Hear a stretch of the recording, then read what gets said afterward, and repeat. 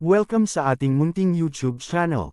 Please support my videos. Comment, like and subscribe po mga idolo. Maraming salamat po. Story present. Super Devo Uling System. Kabanata 2051 Black Gold Family. Sa ganitong paraan, nagsimulang maghintay si Yesuan sa oras. Ang paghihintay na ito ay 10 araw. Pagkaraan ng 10 araw, ang cooldown ng Divine Sword Art sa wakas ay nakabawi, at pagkatapos ay ang Sword God Clone ay naglaslas ng espada ng direkta sa pinakamataas na kalidad na Black Gold Giant. Ang espadang ito, tulad ng pagputol ng tofu, ay pinutol ang pinakamataas na kalidad na Black Gold Giant sa dalawang bahagi. Instant kill. Sa sandaling ito, yumuko lang si Yesuan at inalis ang kanyang katawan. Talagang mayroong pinakamataas na kalidad na Black Gold na bato sa katawan nitong top quality Black Gold Giant. Hindi umimik si Yesuan at ginamit ito para palakasin ang Black Gold Sword Servant. Sa pagkakataong ito, maswerte na mayroong itim na gintong ore, kung hindi ay hindi makakakuha ng napakaraming itim na gintong bato si Yesuan, at pagkatapos ay ibalik ang cooldown ng Divine Sword Art. Kung ang pinakamataas na kalidad na itim at gintong higanting ito ay pakakawalan, ang lugar na ito ay makakaranas ng matinding dagok. Sa kabutihang palad, nalutas ito ni Yesuan. Ngayong nalutas na ang usapin, pupunta si Yesuan sa pamilya Zijan. Bago matrap si Emperor Zijan, may daan-daang emperador sa pamilya Zijan. Hindi ko alam kung anong nangyari sa pamilya Zijan ngayon. Ayon sa alaala ni Emperor Zijan, mayroong isang teleportation array sa malapit na nag-teleport pabalik sa kanyang pamilya sa isang direksyon, kaya inabot si Yesuan ng 3 araw upang mahanap ang teleportation array. Wow! Nagsimulang umikot ang teleportation array, ngunit sa oras na ito, tanging ang Sword God Clone lang ang nag-teleport. Hindi nagtagal, lumapag ang Sword God Clone, ngunit ang ikinagulat niya ay ang foothold ng teleportation formation na ito ay tila inabandona sa loob ng maraming taon. Ito ay isang trahedya, ang pamilya Zijan ay lumayo. Iginala ni Yesuan ang kanyang mga mata nang walang magawa. Tila kailangan niyang hanapin ito. Umaasa na ang pamilya Zijan ay mag-iiwan ng mga pahiwatig. Pumunta siya sa isang random na direksyon at nakahanap ng isang lungsod makalipas ang isang araw, kaya pumasok siya at nagtanong. Nakakalungkot lang na karamihan sa mga tao ay hindi pa nakarinig ng tungkol sa pamilyang Zijan, dahil ang lungsod na ito ay itinayo sa ibang pagkakataon. Gayunpaman, hindi siya naniniwala na walang nakakaalam dito. Hanapin ng pamilyang Zijan, ang dating dominanteng puwersa sa lugar na ito, at ang mga nakakaalam nito ay gagantimpalaan ng 10,000 itim na gintong bato. Diretso si Yesuan sa City Lord's Mansion, gumastos ng pera, at nagbigay ng reward order.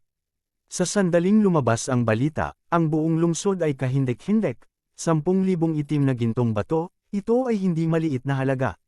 Kapag naririnig ng karamihan sa mga tao ang numerong ito, malaki ang kanilang mga ulo, at hindi nila alam kung ilan ang mayroon. Ngunit alam ng mga may mataas na kaharian ang halagang ito. Maaaring hindi ito mailabas ng 10,000 piraso ng itim na gintong bato, kahit na ang malaking pamilya sa lungsod. At sa ganitong paraan, isang mensahe lang ang kailangan mo, makukuha mo na. Kaya lang nang marinig ng mga taong ito ang mga salitang Jin family, lahat sila ay napatulala. Sino, nakarinig ng pamilyang ito? Naku, wala nang mapaglagyan ng pera. Walang magawang umiling si Yesuan. Sa wakas, sa ika-10 araw pagkatapos ilabas ang misyon, may gumamit sa wakas ng communication token na iniwan ni Yesuan sa City Lord's Mansion. Alam ko kung nasaan ang pamilya Zijan. Isang boses ang tumunog mula sa communication token. Nang marinig ito, mabilis na kinuha ni Yesuan ang token ng komunikasyon at sumagot, nasaan na? I can tell you, but I want to know, bakit mo hinahanap itong Zijan? Family. Kung ganoon, bakit hindi mo sinabi sa akin, bakit mo ito tinatanong? Tanong pabalik ni Yesuan, ang tanong na ito ay nagpatahimik sa kabilang partido. Pagkaraan ng mahabang panahon, sumagot ang kabilang partido, nasa gate ako ng City Lord's Mansion. Nang marinig ito, mabilis na nabasag ni Yesuan ang kawalan, at pagkatapos ay nakita ang isang binata na nakatayo sa tarangkahan ng mansyon ng Panginoon ng lungsod. Ano? Matapos makita ang binatang ito, medyo nagulat si Yesuan dahil medyo pamilyar siya. Ang hiningang ito ay tila katulad ng kay Ziyang. Hindi kaya miyembro din siya ng Zijan family. Nagkataon na si Emperor Zijan ang nasa likod ni Yezuan, at nang makita ng binata si Emperor Zijan, nagulat siya. Kuya, sigaw ng binata. Mabilis na naalala ni Yezuan at nalaman na ang binatang ito ay si Zin, ang nakababatang kapatid ni Emperor Zijan. No wonder knowing where the Zijan family is, it turned out to be a member of the Zijan family. Kuya, ikaw ba yan? Bahagyang nagulat si Zijan. Mapalad ang magkapatid na nagkita sa lugar na ito. Kuya, saan ka napunta nitong mga nakaraang taon, bakit wala man lang balita? Hindi maiwasang magtanong ni Zin. Ako ay nabuklod ni Zifeng at ako ay nakatakas lamang kamakailan, ngunit nang bumalik ako sa pamilya, nalaman kong lumipat ang pamilya, sagot ni Zijan. Lilang hangin, nagtaas ng kilay si Zin at sinabing, bastos ka. Huwag na nating pag-usapan ito, paano na ang pamilya? Tanong ulit ni Zijan. Okay naman ang pamilya, nakahanap ang mga clansmen ng lugar na mas angkop para sa Black Gold Frame, kaya lumipat ang buong pamilya namin doon. Gayunpaman, ang Zifeng na iyon ay naging pinuno ng aming pamilyang Zijan at pinalitan ng pangalan ng Black Gold Family. Lila pilak na daan. Nang marinig ito, hindi napigilan ni Zijan na bamulong, sure enough, siya na ang naging padre de pamilya. Sobrang kakayahan ni Zifeng. Pagkatapos maging padre de pamilya, lumakas nga ang pamilya, pero mayabang siya, at ngayon ay hindi niya kasama ang pamilya namin. Kamakailan lang, maraming miyembro ng clan ang namatay ng hindi maipaliwanag, hinala ko na siya ang isang kamay. Sabi ni Ziyin, maaaring kumilos si Zifeng laban sa akin, at natural na maaari siyang kumilos laban sa iba. Sabi ni Zijan, si Zifeng, ang anak ng kanyang tiyuhin, ay may kaugnayan sa kanyang dugo, ngunit maaari niya itong atakihin para sa kapangyarihan. Pagkatapos maging padre de pamilya, natural siyang walang prinsipyo. Sa makatuwid, nagpasya si Zijan na hindi dapat payag ang magpatuloy si Zifeng. Gayunpaman, sa oras na ito, bagamat ang kanyang lakas ay nakabawi sa ikawalong ranggo at kalahating hakbang na emperador, ang lakas na ito ay hindi sapat para sa kasalukuyang pamilya ng Black Gold. Kuya, sundan mo muna ako pabalik sa pamilya, matutuwa ang tatay ko. Sabi ni Ziyin. Nang marinig ito, diretsyong umiling si Zijan. Sa simula, inatake ako ni Zifeng. Ngunit kung magpapakita ako ngayon, hindi ko ba sasabihin sa iba ang tungkol sa kanyang pagsasabuatan noon? Hindi, kailangan lang magpanggap ng panganay, at ang angkan natin ay umalis sa pangunahing pamilya at may sariling teritoryo, hindi malalaman ni Zifeng. Sabi ni Ziyin, kung ganun, sige gawin na natin. Tumango si Zijan bilang pagsang-ayon. Pagkatapos, sumugod si Ziyin sa pamilya Zijan kasama sina Zijan at Yezuan. Sa daan, nalaman din ni Yezuan ang tungkol sa kasalukuyang sitwasyon ng pamilya Zijan. Bago mabuklod si Zijan, ang kanyang ama ang pinuno ng pamilya, at ang pamilyang Zijan ay may 100 emperador level na masters. Ngunit ngayon, ang pamilya Zijan ay naging napakalakas na mayroon itong kapangyarihan ng isang ika-6 na ranggo na emperador. Ito ay salamat din sa Black Gold Ore. Kaya lang nasa Black Gold Family ang Black Gold Ore vein. Matapos lumipat ang pamilya Zijan, nagsimula itong bumaban ng kaunti. Pagkatapos ng lahat, sila ay pinigilan ni Zifeng at lumipat sa kanilang sarili. This time pumunta ako sa pamilya Zijan.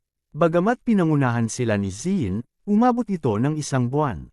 Kung walang Ziyin, malamang natatagal si Yezuan ng 3 buwan para mahanap ang pamilyang Zijan. Sa oras na ito, si Zijan ay nakabalat kayo na, at pagkatapos ay pinamunuan ni Ziyin sa pamilya Zijan.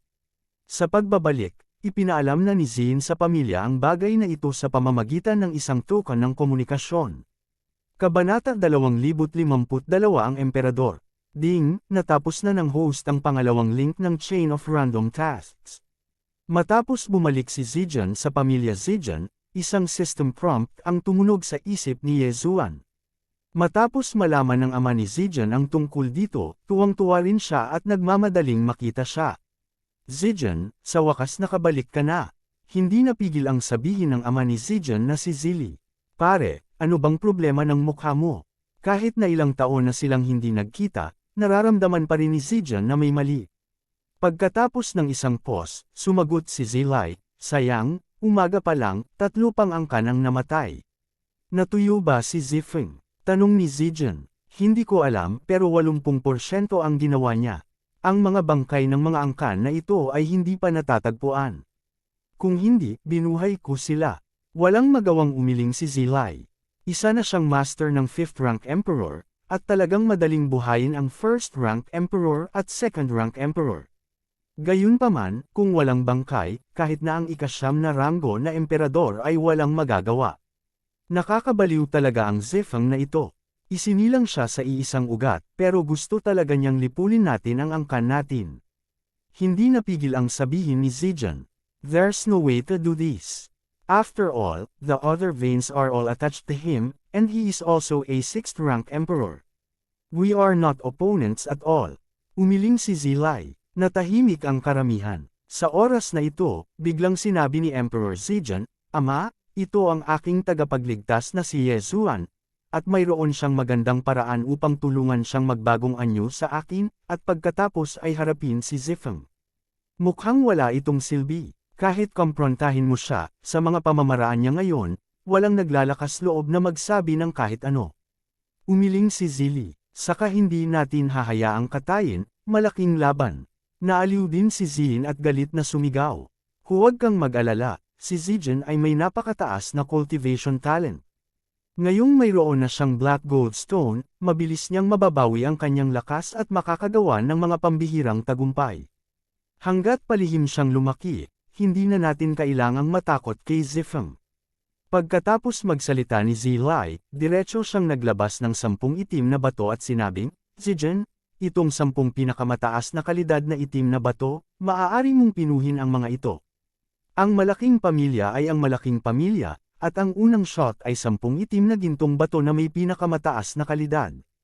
Gamit ang 10 top grade na itim na gintong bato, maaaring mabilis na makalusot si Zijan sa 3rd grade emperor. Sa kasalukuyang estado, hindi ka lang makakapag-improve sa pamamagitan ng pagkuha sa kapalaran ng ibang tao, basta palakasin mo ang iyong katawan o pagbutihin ang iyong sariling banal na kapangyarihan, mapapabuti mo ang antas ng tadhana. Sa kabuuan, mas malakas, mas pinapaboran ng Diyos.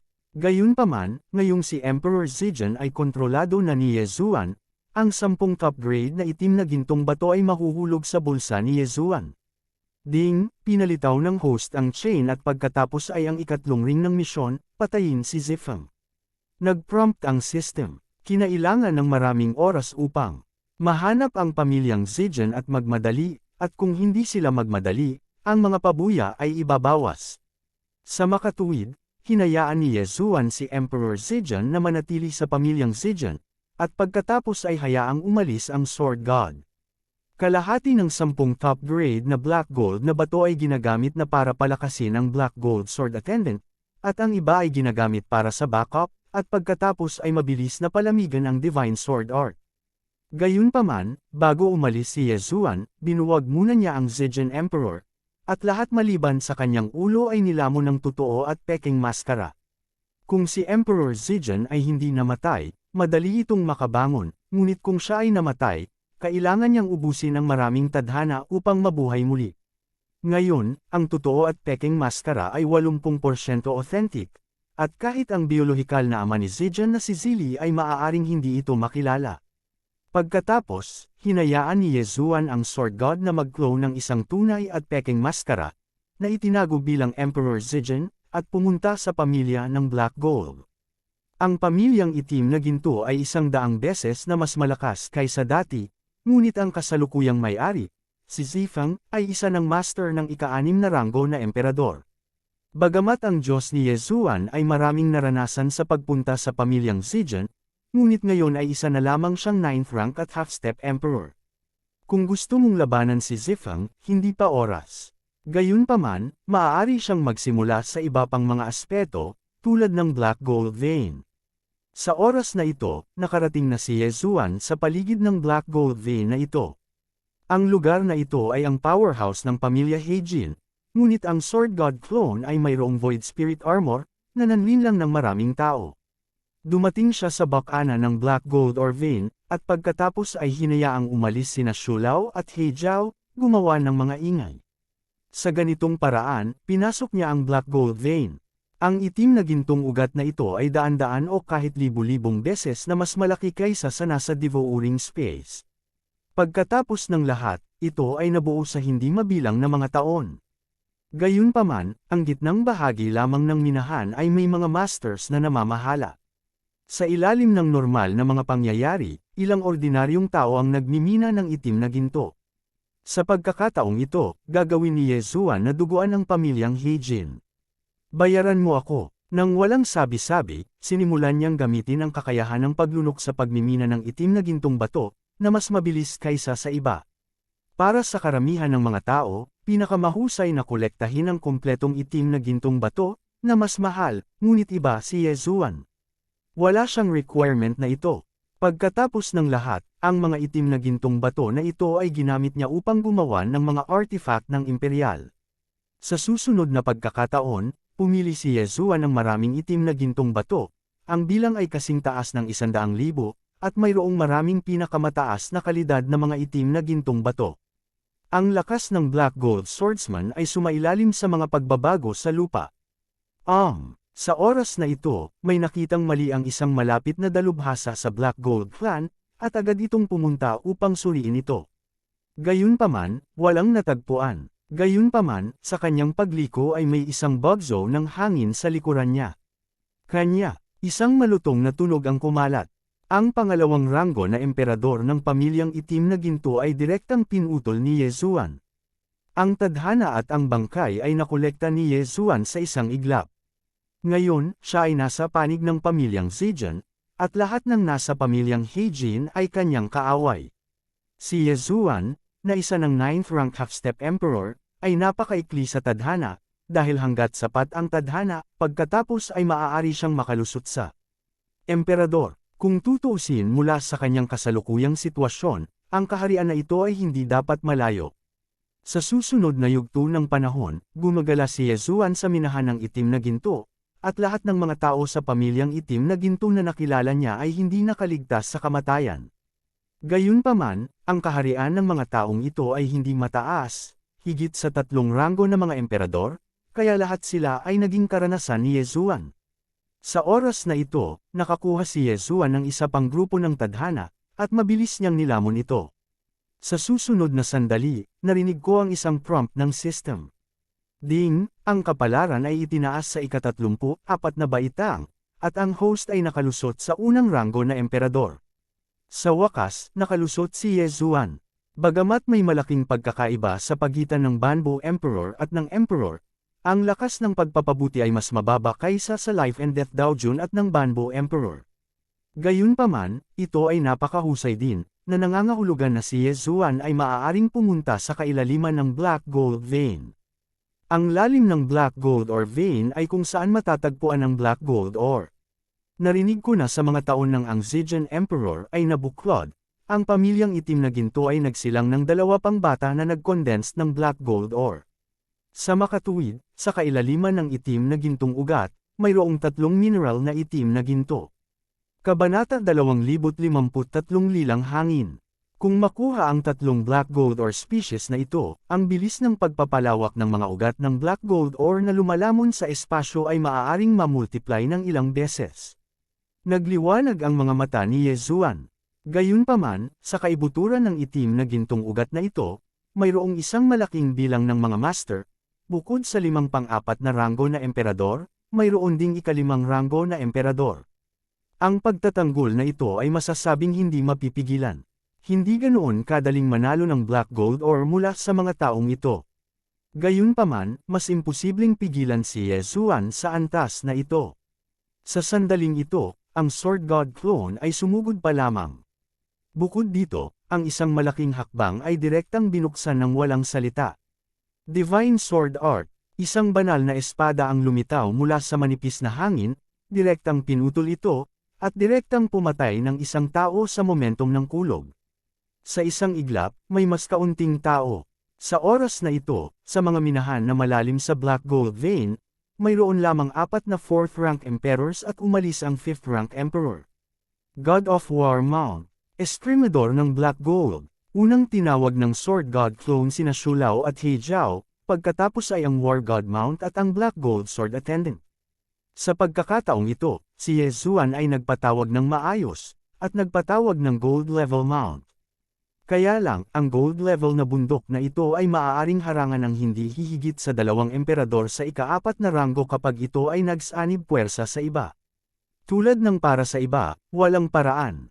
Gayunpaman, ang kanilang layunin sa oras na ito ay hindi upang patayin ang lahat, ngunit upang makuha ang 3 itim na gintong ore na buto. Sa oras na ito, mata ng assassination, ang mga mata ni Sword God Clone ay kumislap, ang kanyang figure ay agad na nawala, at pagkatapos ay lumitaw siya sa likod ng isang emperador sa ika-5 baitang na nagbabantay sa minahan ng itim na ginto. Ano? Nagulat ang ika-5 ranggo na emperador, at sa sumunod na sandali, nakita niya ang Sword God Clone na naghagis ng espada ng buong lakas. Siyong! Isang malutong na tunog ang kumalat, at hinarang ng ika-5 ranggo na emperador ang espada ng Sword God Clone. Ngunit sa sumunod na sandali, biglang bumukas ang mahabang espada sa kanyang kamay. Ang Sword God Clone ay mayroon ding bloodline ng semi-god level na sword. God, kaya siya ay may ganap na kontrol sa sword, at maaari rin niyang gawin ang pagsabog ng espada. Kung mas mahusay ang kalidad ng eskremidor sa kamay, mas malaki ang kapangyarihan ng pagsabog ng espada. Siyempre, kung ito ay masyadong mahusay, ang sword burst ay hindi gagana. Bang! Ang buong mahabang espada ay nabasag sa hindi mabilang na mga piraso, at agad na nahulog sa katawan ng ika-5 ranggo na emperador. Sa kabutihang palad, ang ika-5 ranggo na mga emperador na ito ay kabilang sa pamilyang Zijan, at sila ay pinalalakas ng itim na ginto sa buong taon, at ang kanilang pangangatawan ay malakas. Kukunin ko. Sinasamantala ang pagkakataong ito, gumawa ng panibagong hakbang ang Sword God Clone. Ang isa pang banal na espada ay nahulog, na agad na sinira ang selyo ng 3 itim na gintong ore na buto, at pagkatapos ang itim na gintong ore na buto sa loob ay direktang natanggap ni Xu Lao sa paglunok. Si Yezuan ay nakakolekta ng maraming itim na gintong bato noon, kaya pagkatapos gamitin ang Divine Sword Art, agad niyang nilamon ang mga parang emperador na armas na iyon, at pagkatapos ay ibinalik ang oras ng paglamig. Bastos! Nang makita ng emperador sa ika-5 baitang ang 3 buto ng itim na gintong ore ay nawala, agad siyang nagmura, dahil ang 3 buto ng black gold ore na ito ay ang buhay ng kanilang pamilyang itim na ginto. Kung sila ay nawala, kung gayon ang itim na gintong pamilya ay walang suporta sa hinaharap. Ito ay tiyak na dahil ito ay napakahalaga na siya ay ipinadala upang umupo bilang isang ika-5 ranggo na emperador, at mayroon ding 5 ika-4 na ranggo na mga emperador. Ang lakas na ito ay sapat na upang labanan ang huling ranggo na 6 na emperador. Nakakalungkot na ang 3 mineral na itim na ginto ay ibinigay pa rin kay Yezuan. Hindi advisable na magtagal dito, fair na. Hindi umimik si Yezuan, at hinayaan ang Sword God Clone na lumikas, ngunit kinuha niya ang Black Gold ore, at ang mga taong ito ng Black Gold family ay hindi basta-basta susuko. Sa pamamagitan ng ika-5 ranggo na emperador na ito, sina Xu Lao, He Jiao, at Bai Yin Mounts ay namatay sa trahedya. Tungkol naman sa eskremidor na itim na ginto, dahil maraming beses na itong pinalakas, napakatibay nito sa damo at malakas pa rin. Ikaw ang nagdala nito sa sarili mo. Sa oras na ito, ang Sword God Clone ay muling kumislap sa likod ng isang tao, at pagkatapos ay pinutol muli. Ang isa pang banal na espada ay lumitaw, na pinugutan ng ulo ang isang pang-4 na ranggo na emperador. Sa suporta ng malalaking black gold veins, napakabilis na nakabawi ang cooldown ng Divine Sword Art. Bagamat sinabing ang mga itim na gintong bato lamang ang hindi maaaring gamitin sa paggawa ng anumang magagandang artifact ng Imperial, si Yezuan ay walang ibang mga materyales, at siya ang may pinakamaraming itim na gintong bato, kaya ginamit niya ang dami ng oras ng cooldown para sa Excalibur Art. Nang makitang ang isa pang kasamahan ay namatay ng malungkot, ang ika-5 ranggo na emperador ay agad na nabaliw, at sa parehong oras, ang iba pang mga tao ay mabilis na nagulat ng bagay kay Zifeng. Biruin mo, ang pinakamahalagang black gold ore ng pamilya ng Black Gold ay inagaw, at ang kahalagahan ng bagay na ito ay pangalawa lamang sa pagkawasak ng pamilya. Sayang naman kung gustong umalis ng Sword God Clone, hindi nila ito mapipigilan. Gayunpaman, ang Sword God Clone ay walang intensyon na umalis, at tahimik lang na inalis ang Black Gold Sword attendant at kumilos bilang isang sandbag. Anyway, kung hindi niya kayang patayin, dapat ilabas niya ang galit niya sa kabila. Kasabay nito, si Yezuan, na nakakuha ng 3 itim na gintong ore na buto, ay itinanam na ang mga ito sa devouring space. 4 na itim na mineral na ginto ay maaaring paikliin ang mga itim na gintong bato sa lahat ng oras. Bawat segundo sa labas ng mundo, may makukuha si Yezuan, paano magiging napakaganda ng isang cool na salita. Ang kasalukuyang pinuno ng pamilya ng Black Gold, si Zifeng, ay sumugod kaagad pagkatapos niyang makuha ang balita. Isang bangkus ng basura, hindi ba kayang pigilan ng isang first-rank emperor? Hindi napigil ang mapag-alitan ni Zifeng.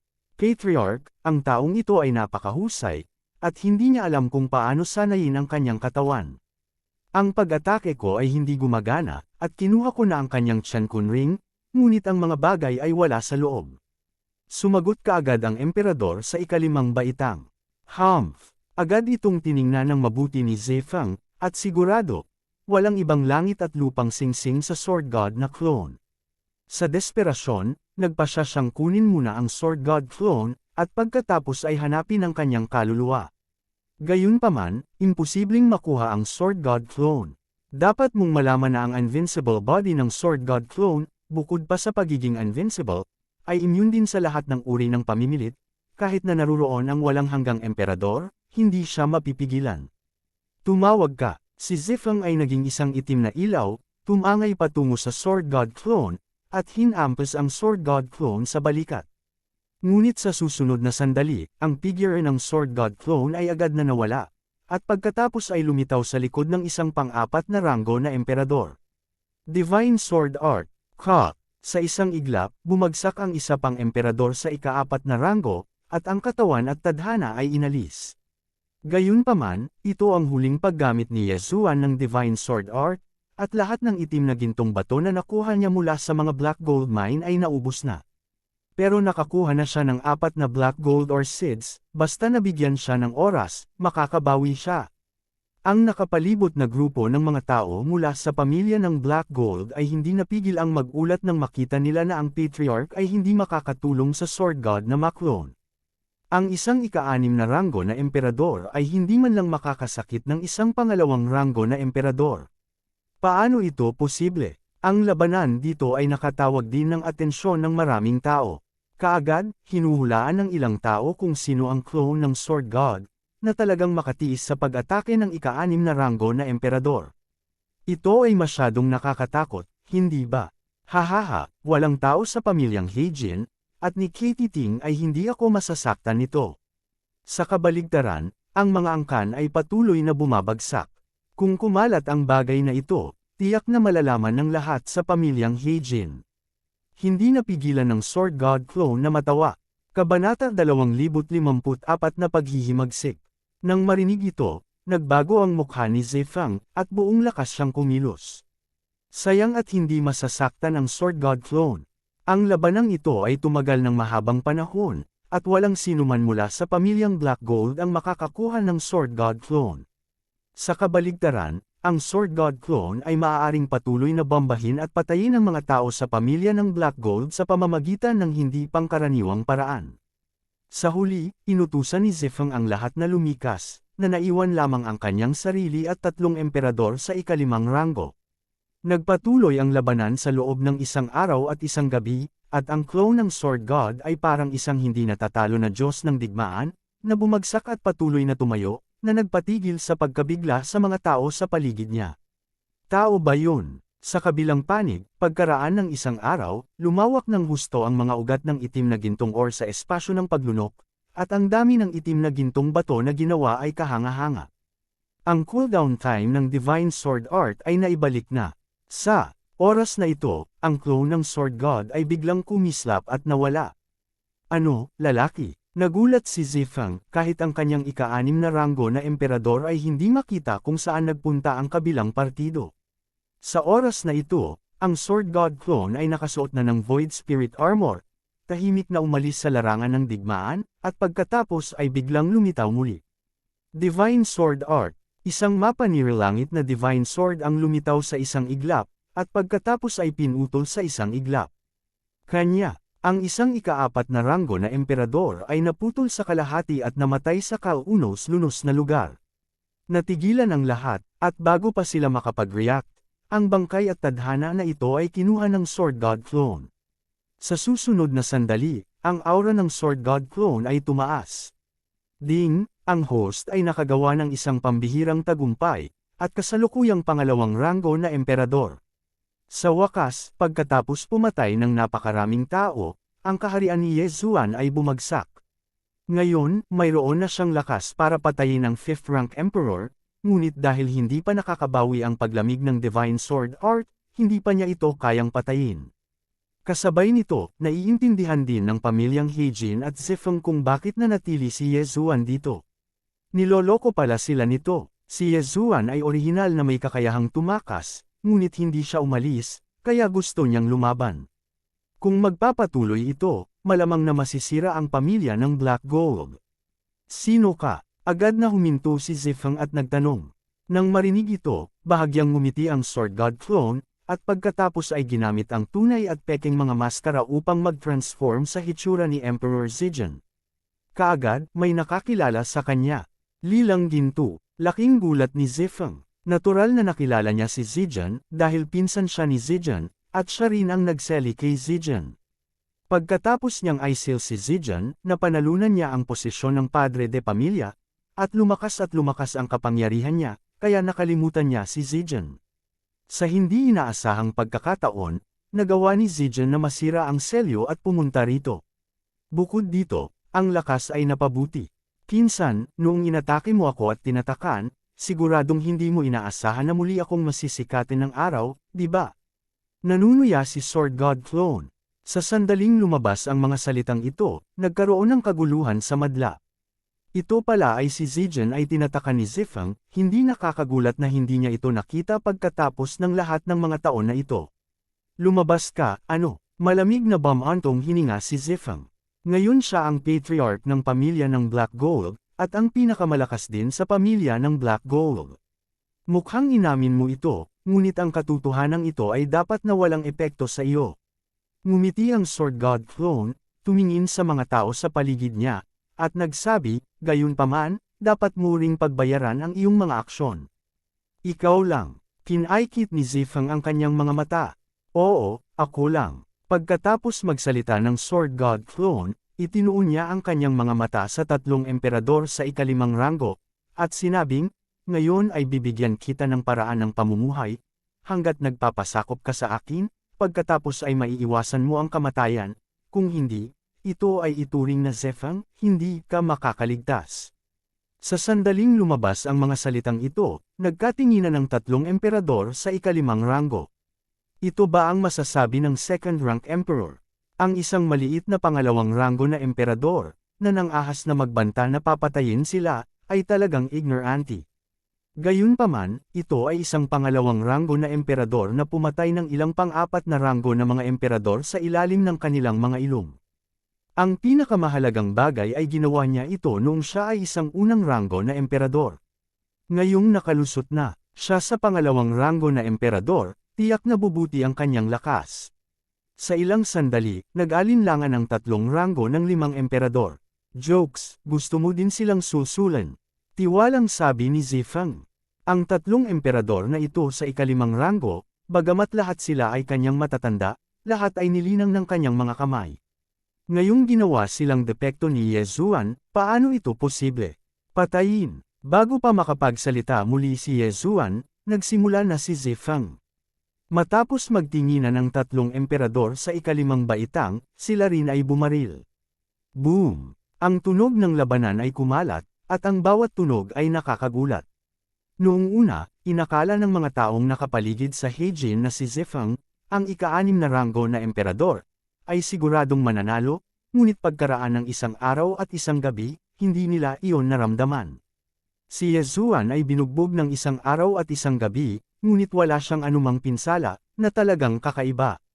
Bukod dito, posible pang pumatay ng iba, na hindi kayang gawin ng mga ordinaryong tao.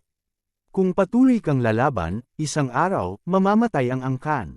Kaya ang ilang mga tao ay gumawa ng isang desisyon. Bukod dito, ang gumawa ng desisyong ito ay isa sa 3 emperador ng ika-5 ranggo. Tumawag ka, biglang tumunog ang isang tunog ng pagkabasag ng hangin, at pagkatapos, isang figure ang nahulog mula sa langit. Tinitigan ito ng lahat, at ang bumaril pala ay isa sa 3 ranggo na emperador, ngunit ang taong inatake ay hindi patay, ngunit malubhang nasugatan. Ang mas masahol pa ay darating pa. Nakita kong nagtaas pa ng kamay ang pangatlong tao para umatake. Hindi maganda. Nang marinig ni Zifeng ang hangin, nagbago ng husto ang kanyang mukha, at nagmamadali siyang pigilan ito. Gayunpaman, isang hakbang pa rin siya sa likod. Kanya, ang malutong na tunog ay kumalat, at ang ika-5 ranggo na emperador ay humiwalay mula sa kanyang ulo at namatay sa kalunos-lunos na lugar. Nang makita ito, bahagyang kumaibot ang mga sulok ng bibig ni Yezuan. Noon pa man ang pangalawang tao ay gumawa ng kutsilyo, ginamit na niya ang Death Pursuit at ang Eye of Assassination para umiwas sa likod ng kalaban.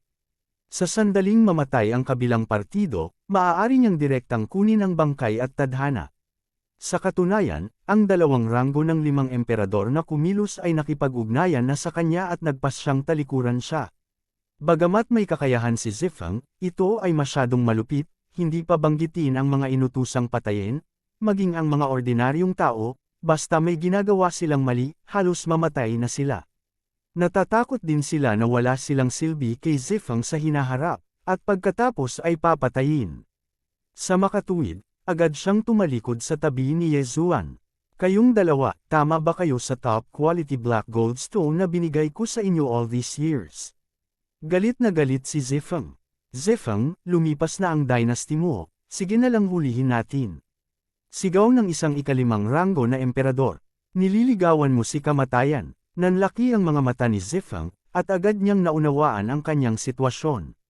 Noong una, dinala niya ang 3 emperador sa ika-5 ranggo upang kabkubon si Yezuan, ngunit ngayon, 2 emperador sa ika-5 ranggo ang tumalikod, at ang pangatlo ay inatake hanggang sa mamatay. Pagkatapos, sumunod, kinubkob siya ng 3 Yezuan. Kabanata 2055 Deathworm. Sa kabutihang palad, sa paglipas ng mga taon, si Zifeng ay nagnakaw ng maraming top-grade na itim na gintong mga bato, kaya ang kanyang lakas ay napakalakas, at isang hakbang na lang ang layo niya mula sa pagtungtong sa ika-7 baitang emperador. Gayunpaman, ang kasalukuyang lakas ni Yezuan ay hindi mahina. Matapos niyang makuha ang kapalaran ng ika-5 ranggo na emperador, agad niya itong nilamon.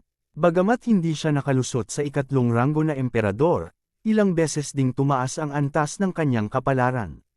Bilang karagdagan, mayroon ding isang malaking bilang ng mga itim na gintong bato at mga top-grade na itim na gintong bato sa Tiankunring ng ika-5 ranggo na emperador.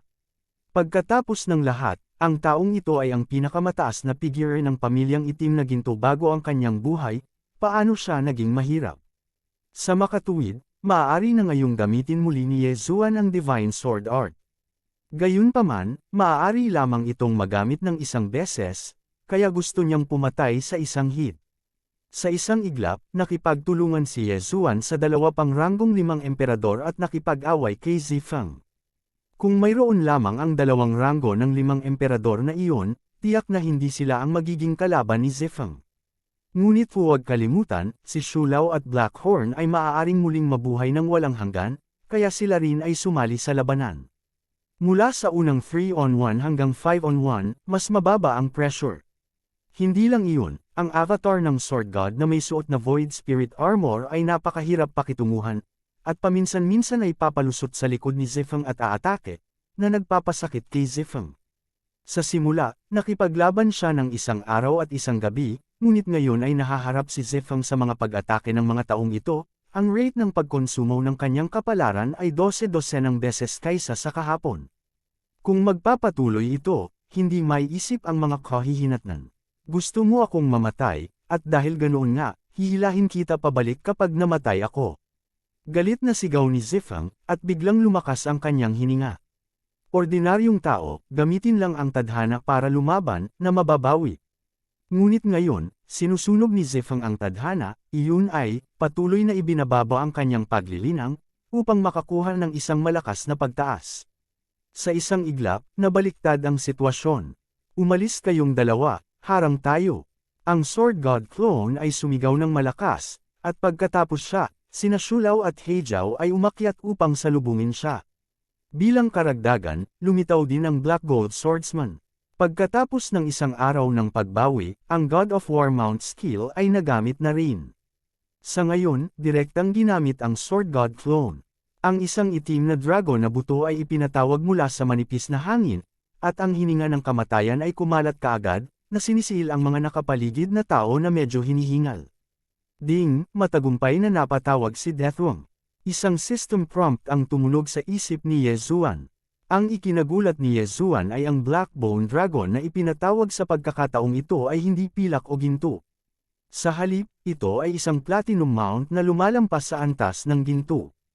Ang lakas na ito ay hindi madali. Sa hitsura ng Deathwing, ang mukha ni Zefeng ay lumubog sa ilalim. Parang, gulo. Hindi ako naniniwala, matatalo ako dito. Galit na sigaw ni Zefeng at buong lakas na lumaban. Nakakalungkot na ang dalawang kamao ay hindi magkatugma sa apat na kamay, at ang panig ni Yezuan ay may malaking bilang ng mga tao. Bukod sa dalawang 5th rank emperors, ang Sword God clone, Black Gold Sword Attendant, Deathwing, Shulao, at Heijiao ay hindi fuel-efficient lamp. Kahit na ang iba ay nakikita na ang momentum ni Zefeng ay tapos na. Tamang-tama, pagkatapos ng paglitaw ni Deathwing, si Zefeng ay pinigilan at binugbog, at kailangan niyang gamitin ang tadhana upang protektahan siya upang maiwasan ang mga aksidente. Sa huli, napagdesisyonan din niyang ilabas lahat at diretsyong ipasok ito sa kanyang katawan. Ito, ngunit tumalon siya sa hukay. Ontology, nililigawan mo si kamatayan. Nagliwanag ang mga mata ng Sword God clone, at naging Beast God Clock. Si Megatron, sa isang iglap, bumaba ng 80% ang lakas ni Zefeng. Ano, medyo nalilito si Zefeng sa sitwasyon. Kung ibinalik niya ito sa kanyang katawan, mas gumanda ang kanyang lakas, ngunit ngayon, bakit ito bumaba ng husto? Bago pa siya makapag-react, pinugutan ng ulo ang isang nakakawasak ng langit na Divine Sword. Siya, sa isang iglap, naputol sa kalahati ng espada si Zefeng. Divine Sword Art, basta makakasakit ito sa kalaban, kahit magkamot lang sa balat, magti-trigger ng one-hit kill effect. Ano pa, nahati si Zefeng. Ding, kinukumpleto ng host ang isang serye ng mga random na gawain, at ginagantimpalaan ang War God's Mount para sa garantisadong patawag antas ng ginto. Sa pagkamatay ni Zefeng, isang system prompt ang muling tumunog sa isipan ni Yezuan. Nang marinig ito, nagliwanag ang mga mata ni Yezuan. May garantisadong summon ang God of War Mount skill, at nasa gold level pa ito. Nangangahulugan ito na sa hinaharap, kung gagamitin niyang muli ang God of War Mount skill, ibubukod niya ang mga ordinaryong mount, maging ang silver level na mga mount. Sa pinakakaunti, ang mga gold level mount ay ipapatawag, na talagang kahanga-hanga. Sa sandaling ito, mabilis na inalis ni Yezuan ang katawan at kapalaran ni Zefeng, at nilamon ito. Ang kapalaran ni Zefeng ay napakalapit na sa ikapitong ranggo na emperador, ngunit pagkatapos itong lamunin, si Yezuan ay nakipagtalo sa ikatlong ranggo na emperador. Sa lakas niya ngayon, kahit na dumagdag pa ang mga taong naroroon, maaaring hindi niya sila kalaban. Mula ngayon, si Zijan ang magiging patriarch mo. Sa sandaling ito, biglang may sinabi ang Sword God clone. Ang pangungusap na ito ay nagpatigil sa mga tao sa paligid niya. Zijan, ikaw si Zijan. Bago pa makapag-react ang lahat, pinakawalan ng Sword God clone si Emperor Zijan. Sa oras na ito, naunawaan ng lahat na ang Sword God clone ay peke. Hindi nakakagulat na ang lakas ay napakalakas. Pagkatapos, walang pakialam si Yezuan sa iba, at direktang inutusan sina Heijiao at Shulao na dalhin ang buong pamilyang Heijin sa lunok. Ang napakalaking pamilya ay nagbigay kay Yezuan ng maraming kaginhawahan, halimbawa, isang henyo na may 8-star aptitude. Ding, kinumplito ng host ang ikapitong ring ng Zhangmen Chain Quest, at ang reward ay doble sa flow rate at laki ng swallowing space. Tumunog ang system beep, hindi matindaan ni Yezuan ang dami ng daloy ng espasyo sa paglunok. Anyway, ito ay isang araw sa labas, at ito ay higit sa 17,000 taon sa paglunok ng espasyo. Ngayon, ang kahulugan ng pagdedouble ay hindi umabot sa 35,000 taon, ngunit tumaas sa higit sa 50,000 taon. Kasi, doble dito, hindi doble. Isang araw sa labas ng mundo ay 50,000 taon sa lumalamon na espasyo.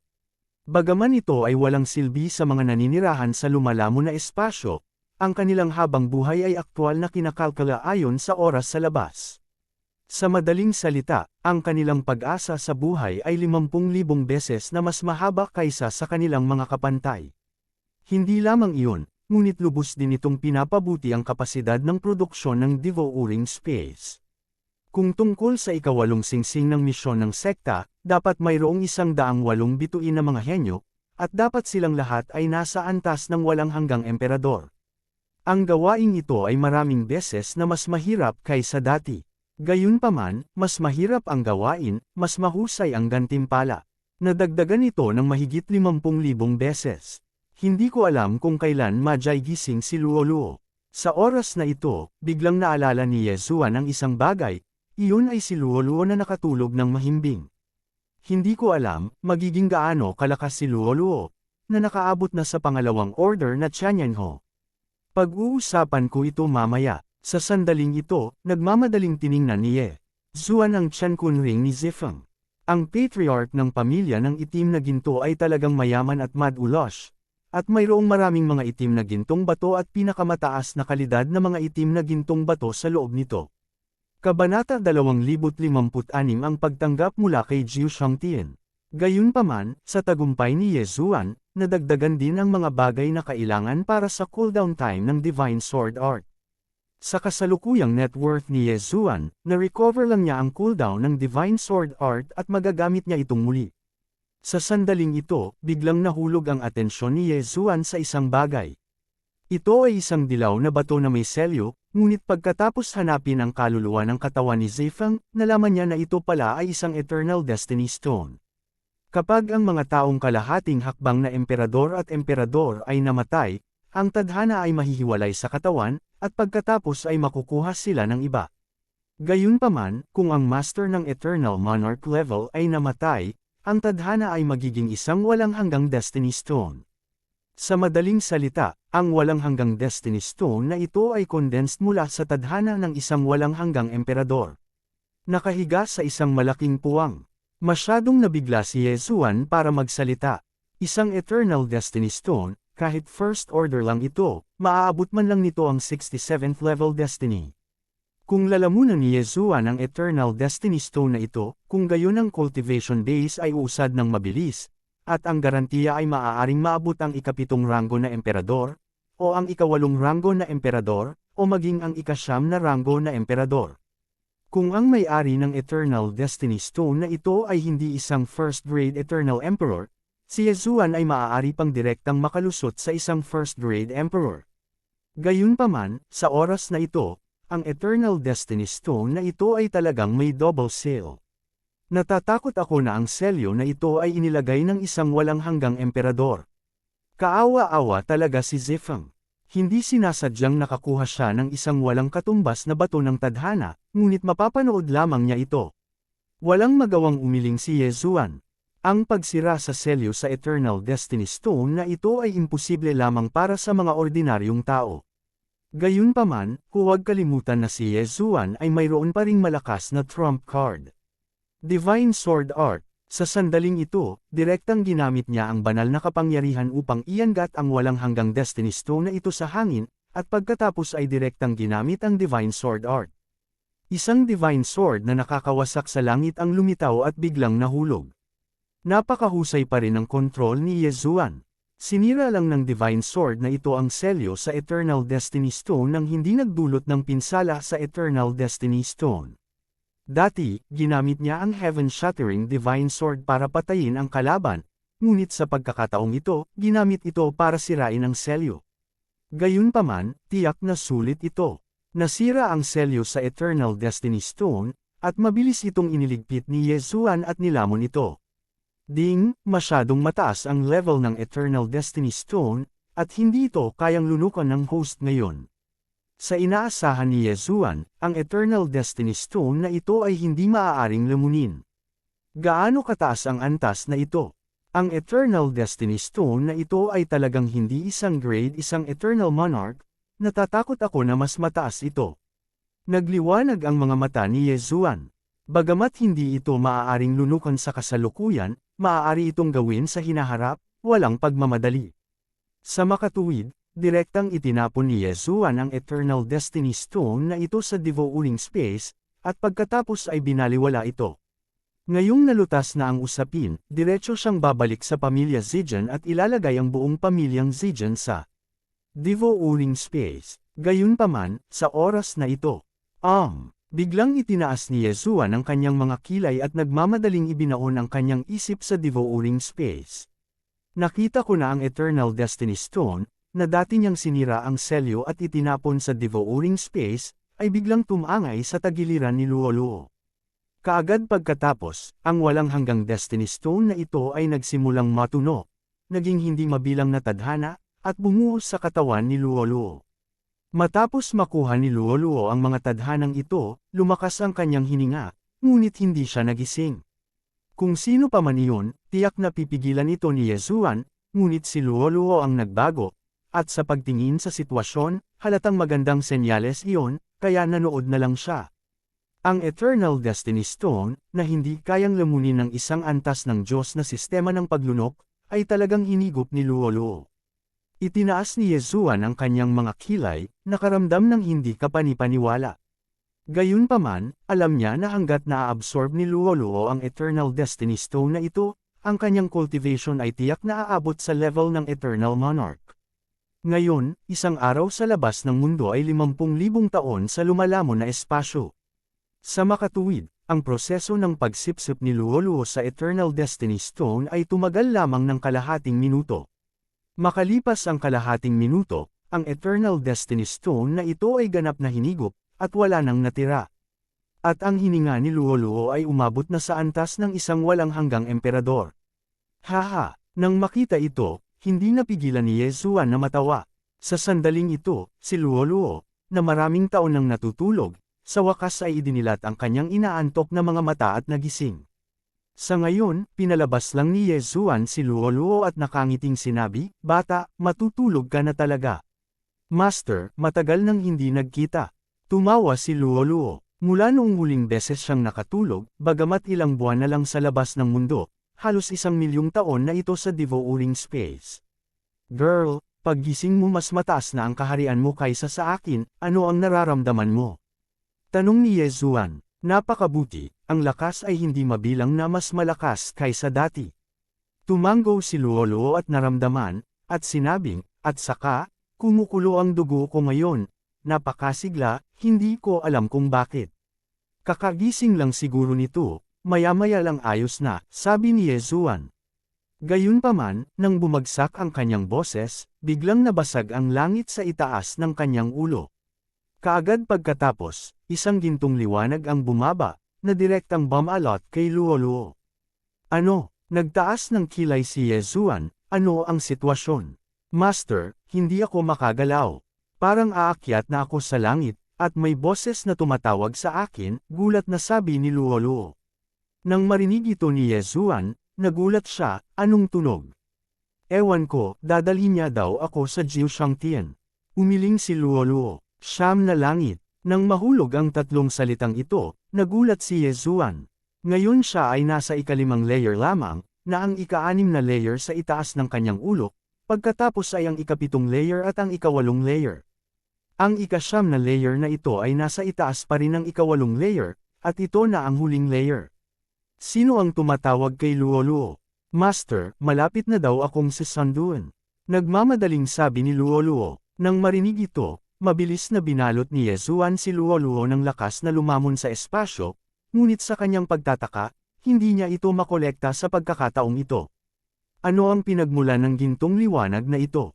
Bago pa makapag-react si Yezuan, sinundan lang ni Luoluo ang gininto ang liwanag na ito at nagsimulang lumipad ng mabilis. "Tumigil ka!" Galit na sigaw ni Yezuan at mabilis na sumunod. Gayunpaman, hindi nagtagal ay narating ni Luoluo ang dulo ng ika-5 langit.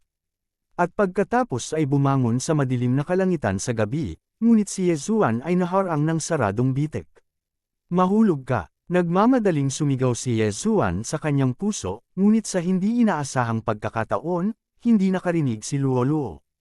Siya ay isang ikatlong ranggo lamang na emperador, at wala siyang kakayahang makalusot sa ikalimang layer ng langit. Bukod dito, si Luoluo ay dinampot ng tiyak na ikasyam na layer ng langit. Lumaki man ng 10,000 beses ang kanyang lakas, natatakot ako na hindi niya mahabol. Sa kabutihang palad, naramdaman pa rin niya ang posisyon ni Luoluo, ngunit ang distansya sa pagitan nila ay lumalawak sa isang nakakatakot na bilis. Kabanata 2057 ang pangkat ng pagnanakaw. Yi, sinota, hindi mapigilan ni Yezuan na magmura ng galit. Sa oras na ito, galit na galit siya sa kanyang puso, dahil hindi niya mailigtas si Luoluo, nakikita lang niya si Luoluo na dinampot at inakay palayo. Ang mahalaga ay hindi pa rin niya alam ang mga detalye ng kabilang partido. Kung ito ay isang taong may masamang intensyon, hindi ba ito ay kaawa-awa? Damn! Naramdaman ni Yezuan ang mabilis na paglawak ng distansya sa pagitan niya at ni Luoluo, at gumawa ng desisyon sa kanyang puso. Mabilis na dumaan, at pagkatapos ay pumunta sa Jiu Shangtian. Kaya lang ang kasalukuyang siya ay isang pangalawang ranggo na emperador. Sa itaas ng emperador na ito, naroon ang walang hanggang emperador, at pagkatapos ay narinig ko na siya ay isang half-step master. Ang mayroon siya ay alaala lamang ng ikapitong langit, at ni hindi niya alam kung ano ang hitsura ng ikawalong langit, lalo pa ang ikasyam na langit. Gayunpaman, sa oras na ito, anak, nandito ba ang pamilya Zijin? Biglang, isang hindi pamilyar na boses ang nahulog sa tainga ni Yezuan. Nilingon ni Yezuan ang kanyang ulo upang tumingin at natagpuan ang isang nasa katanghaliang gulang na lalaki na nakatingin sa kanya. Ang hininga ng huli ay naging isang pang-anim na ranggo na emperador. Mabuti, tumango si Yezuan. Very good, dalhin mo ako doon. Diretsyong sabi ng nasa katanghaliang gulang sa tono ng pag-uutos. Gusto mo lang akong utusan ng isang salita. Ngayon lang si Luoluo ay inakay palayo ng misteryosong tao, kaya galit na galit si Yezuan. At isang taong hindi natatakot sa kamatayan ang dumating sa pinto, paanong hindi niya ito isasaalang-alang? Matapang, kahit isang ikatlong ranggo na emperador, maglakas loob na makipag-usap sa akin ng ganoon. Galit na sigaw ng medyo may edad na. Sa hindi inaasahang pagkakataon, direktang bumaril si Yezuan. Tumawag ka, isang tunog ng hangin ang biglang umalangaw mula sa likuran, na nagpang-inig sa nasa katanghaliang gulang na lalaki, at sa sumunod na sandali, nahiwalay ang kanyang ulo. Dumating ang lalaking ito sa maling oras, nataman lang ang nguso. Mabilis na inalis ni Yezuan ang kanyang katawan at kapalaran, at pagkatapos ay hinanap ang kanyang kaluluwa. Inutusan pala itong lalaking nasa katanghaliang gulang na hanapin si Zifeng, ang pinuno ng pamilyang Heijin, ngunit nawala ang pamilyang Heijin, kaya napunta siya sa pamilyang Zijin. Siya ay mula sa isang nangungunang lungsod sa Wushangtian. Ang pamilyang Black Gold ay dating nagbibigay ng Black Gold Stone kapalit ng iba pang mapagkukunan, tulad ng Destiny Stone. Posible bang ipagpalit ang Black Gold Stone sa Destiny Stone? Nanliit ang mga mata ni Yezuan, at agad siyang pumunta sa pinakamataas na lungsod na ito na tinatawag na Chanwu City. Ang pamilyang Black Gold ay hindi masyadong malayo sa Marshall City sa araw na ito.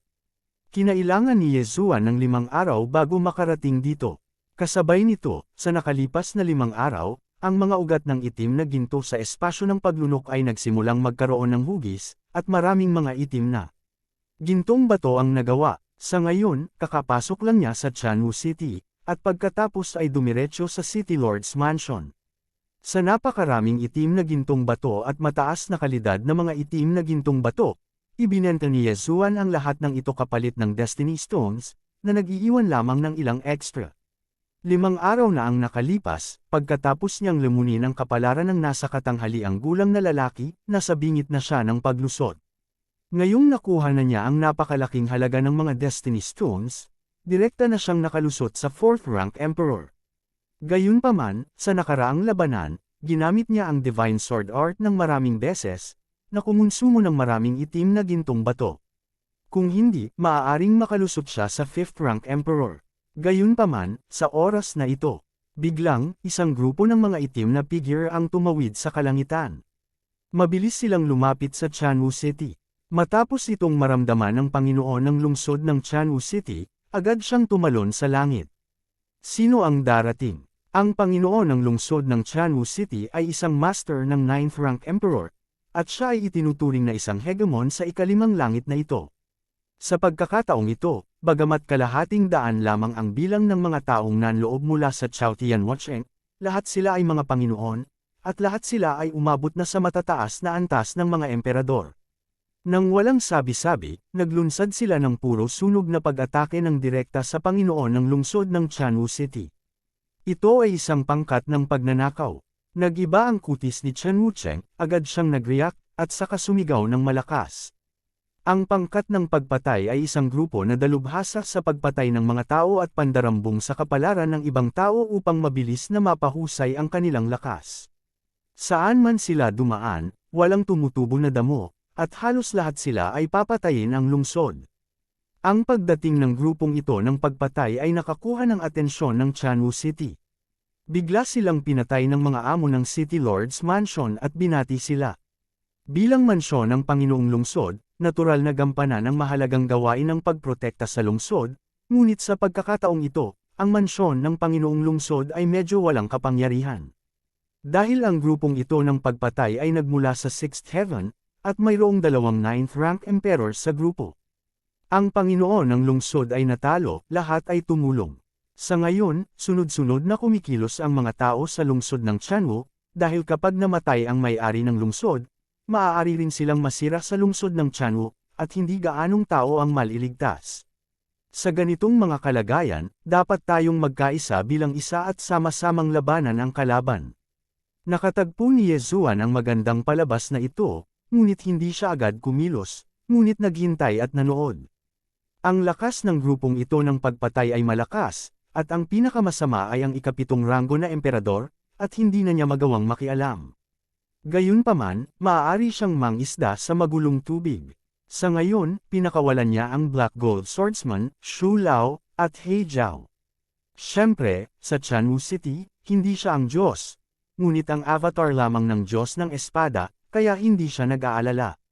Boom! Sa kalangitan sa itaas ng Chanwu City, isang nakakagulat na labanan ang inilunsad, at 1,000 tao ang lumahok sa labanan. Gayunpaman, sa oras na ito, sa Chanwu City, sumiklab din ang mga labanan. Ang ilang mga tao na may masamang intensyon ay sumalakay at pinatay ang iba habang sinasamantala ang kaguluhan, at pagkatapos ay nang-aagaw ng mga kayamanan. Si Yezuan ay masyadong tamad na bigyang pansin ang mga ito, dahil siya mismo ay hindi isang santo, kaya hindi na kailangang maging isang birhen sa mundong ito kung saan ang malakas ay iginagalang. Nakatuon ang kanyang atensyon sa labanan sa himpapawid. Dumating na ang oras, Terra na. Kumislap ang mga mata ni Yezuan at agad siyang nag-order. Kaagad, ang Sword God clone at iba pa ay ipinadala lahat para simulan ang plundering mode, na may pangunahing layunin na kolektahin ang Chenkun Ring at Destiny. Ang Sword God clone ay nagtataglay ng Void Spirit Armor, kasama ng Eye of Assassination, ang bilis ng pandarambong ay napakabilis, at sa isang kisap mata, nakakolekta siya ng ilang Universe Rings, pati na rin ang tadhana ng dalawang grupo ng 5th rank Emperors. Ang labanang ito ay hindi may iwasang magbunga ng mabibigat na casualty. Kung siya ay mapalad, si Yezuan ay maaaring makalusot sa ikalimang ranggo na emperador. Gayunpaman, kakaunti ang mga tao na may kaparehong ideya kay Yezuan. Sa loob ng ilang panahon, nagkaroon din ng alitan sa loob ng Chanwu City, na naging isang malaking labanan. Hindi na masyadong makontrol ni Yezuan, dahil binaril na siya ng isang tao mula sa Chanwu City, kaya kumislap ang kanyang mga mata, at direktang sinabi niya kay Shu Lao at sa iba pa na tumayo, at pagkatapos ay gamitin ang kanyang mga whole card. Banal na sword art, isang divine sword na nakakawasak sa langit ang lumitaw at agad itong pinutol.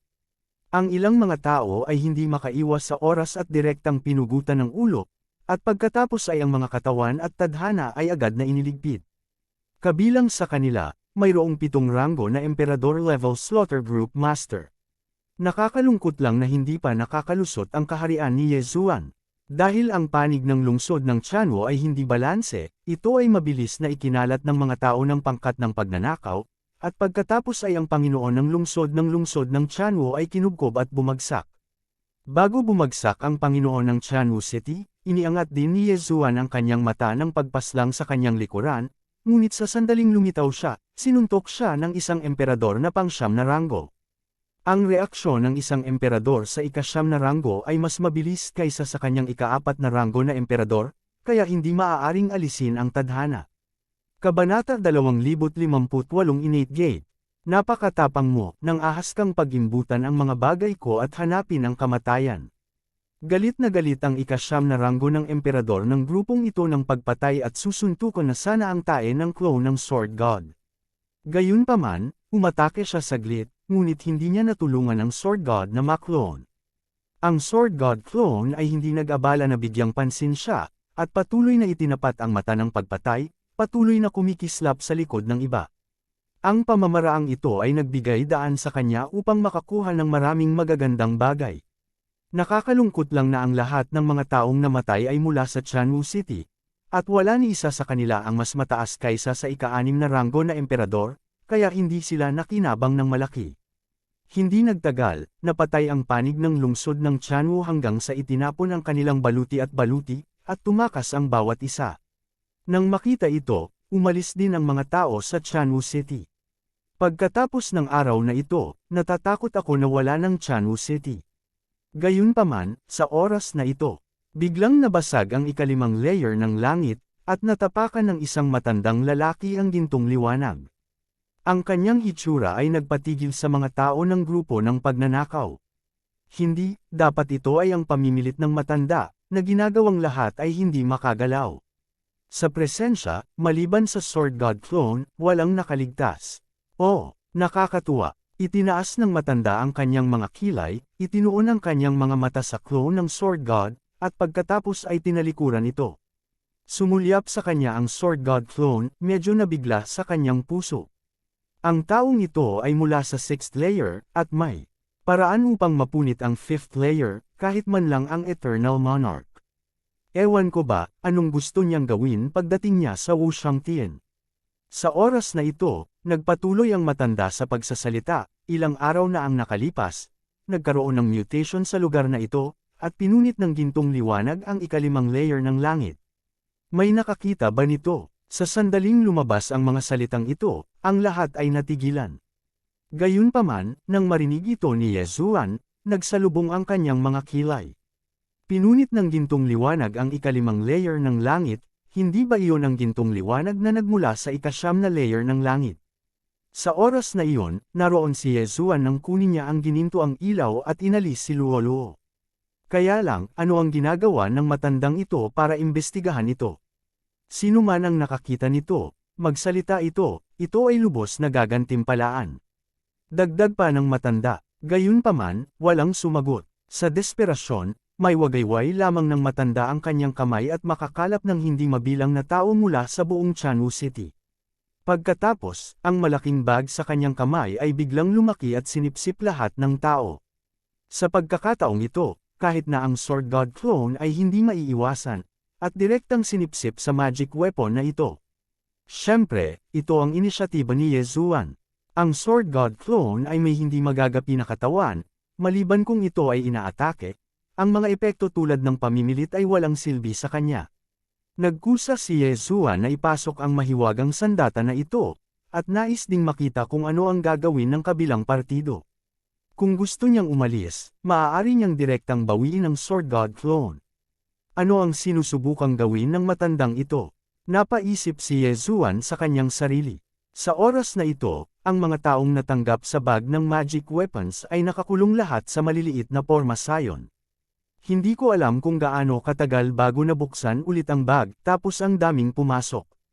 Dapat mong malaman na mayroong milyon-milyong tao sa Chanwu City, kahit man lang sa larangan ng buhay at kamatayan. Ang isang magic weapon ay maaaring makasingil ng napakaraming tao. Ito ang unang pagkakataon na nakita ito ni Yezuan bukod sa kanyang sariling lumalamon na espasyo. Nilibot na ng matandang ito ang buong lugar, basta buhay na nilalang, ilalagay niya sa bulsa. Mukhang naintindihan ni Yezuan ang ginagawa ng matanda. Dapat ibalik ng huli ang lahat at isa-isang hanapin ang kanilang mga kaluluwa. Sa ganitong paraan, lumipas ang isang buwan, At makalipas ang isang buwan, biglang umihip ang hangin mula sa bag, na ikinawalan ng lahat. Pagkalapag ni Yezuan, tinitigan niya ito at nalaman na maraming tao sa paligid niya. Ang bilang na ito, natatakot ako, ay lumampas sa 10 bilyon. Ang sinumang emperador ay maaaring makakita ng hindi mabilang na mga lugar sa loob at labas, at kapag napakaraming tao ang nakasalansan, mararamdaman nila ito. I'm afraid this is just the tip of the iceberg. Sa oras na ito, ang lahat ay pinigilan hanggang sa puntong hindi na makagalaw, at may ilang mga figure na nakatayo sa hangin. Ang matandang lalaki na kumuha kay Yezuan ay dahan-daang nagsabi, "Lahat, hayaan mo muna akong magpakilala, ang sect master ng 6th layer Xiantian sect. Inaanyayahan kita na pumunta dito dahil isang bagay ang gusto kong imbestigahan. Dahil sinabi ng lahat na hindi nila ito nakita, isa-isa akong magsasagawa ng soul search para sa iyo." Nang walang sabi-sabi, sinipsip ng sect master ng Xiantian sect ang isang tao, at pagkatapos ay nagsimulang hanapin ang kanyang kaluluwa. Ang proseso ng paghahanap ng kaluluwa ay hindi mahaba, 1 segundo lamang, ngunit huwag kalimutan, mayroong hindi mabilang na mga tao dito. Kung gusto mong maghanap ng mga kaluluwa ng isa-isa, hindi mo ba alam na kailangan mong pumunta sa Year of the Monkey and the Horse Moon? Hindi banggitin ng lahat, kahit na ito ay 100 milyong tao, aabutin ng hindi bababa sa 3 taon upang makumplito ang paghahanap para sa lahat ng mga kaluluwa. Not to mention, may daan-daang milyong tao dito. Pagkatapos mag-isip tungkol dito, ginamit ni Yezuan ang God-level swallowing system para gumawa ng isang bagay. Ito ay isang lumulutang na Aninus spore, na natanggal sa kanyang alaala, na siyang tagpo ng pagbagsak at paglipad noong panahong iyon. Gayunpaman, ang lumulutang na shadow spore na ito ay tinanggal mula sa kanyang sariling memorya, kaya maaari itong mabago sa pamamagitan ng God-level swallowing system.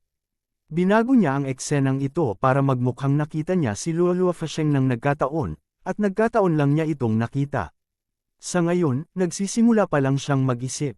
Kanina, sinabi ng sect master ng Xiantian sect na kung ipaalam niya ang sitwasyon, siya ay gagantimpalaan. Ewan ko lang, ano ang reward? Pagkaraan ng ilang sandali, naisip na lamang ni Yezuan, at nagpasya siyang ibigay ang lumulutang na shadow spore na ito. Siguro, ano ang kaugnayan ng Xiantian gate na ito at ng gintong liwanag na nagpapalayo kay Luoluo? At the moment, he just said directly, "Senior, may floating shadow spore dito, dapat interesado ang senior." Ano? Nang marinig ito, itinaas ng likas na sect master ang kanyang kilay at sinabing, "Ipakita mo sa akin."